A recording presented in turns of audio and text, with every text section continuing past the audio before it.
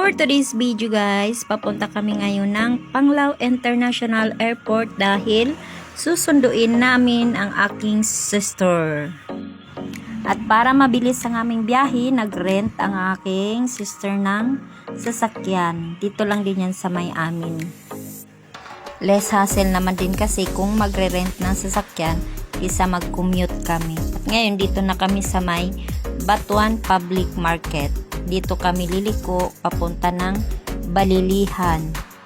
At saka dito sa amin, kung alanganin yung oras ng flight mo, halimbawa ang dating mo ay hapon na, tapos makarating ka doon sa may terminal gabi na, wala ka nang masasakyan na bus kasi may oras lang sila kung hanggang anong oras ang biyahe. Kung kagaya lang sana sa Maynila na non-stop ang biyahe ng mga sasakyan, wala sanang problema. Tingnan niyo yung langit guys, ang ganda ng kulay niya oh. Ang init kasi ng panahon. Ang hirap pala mag-voice over. Mag-voice over. First time ko ngayon nag-voice over, ang hirap pala. Hindi mo alam kung ano sasabihin. Dahil hindi naman ako madaldal, nag-iisip ako kung ano sasabihin ko.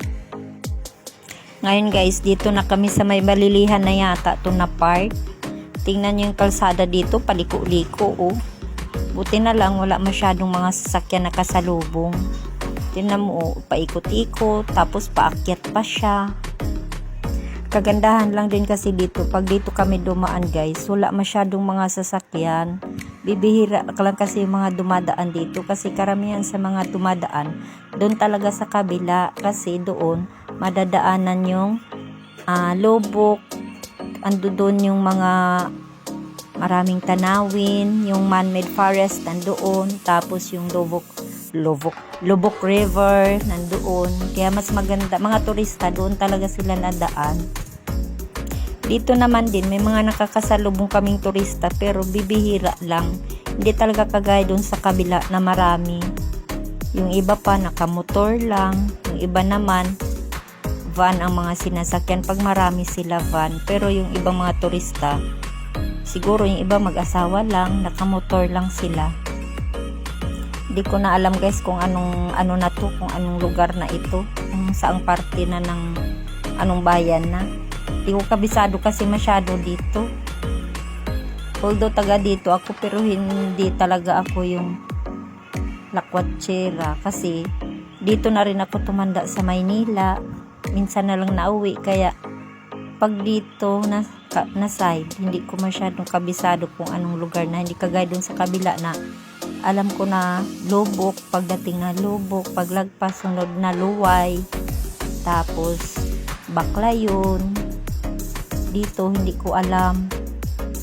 Ito ngayon, dito na kami sa may Tagbilaran. Siguro ang oras, ang biyahe namin, siguro mga 1 oras din siguro. Medyo na traffic kami dito kasi may mga kalsada na hindi pinapadaanan, pinapaikot pa kami. May event kasi dito, parang may bisita yata silang darating. So ngayon dito na kami sa may, ito na yung tulay na papunta ng Dawis. Itong ganda ng dagat guys oh. Dito talaga sa amin guys, sa Bohol, ang ganda ng mga beach dito. White sand. Isa yan sa mga dinadayo ng mga turista dito sa amin. Bukod sa mga magagandang tanawin, unang-una dyan ang Chocolate Hills. Tapos meron din ngayong sa may Alicia, yung panoramic park ba yun? Ano view ba yun? Basta yun na yun. Yung sa mga mahihilig mag-hiking, yung maganda dun umakyat sa madaling araw. Ngayon guys, siguro na ito, Panglao na. Malapit na kami sa may airport.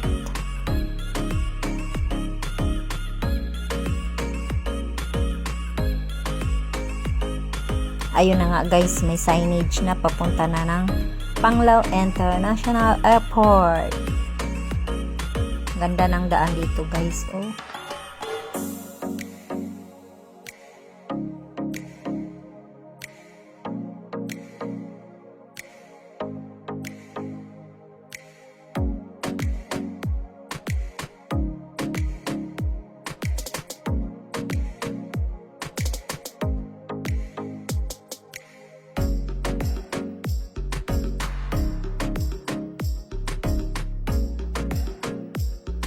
At ayun na nga, mula dito, tanaw na namin ang runway. Lawak niya dito, guys.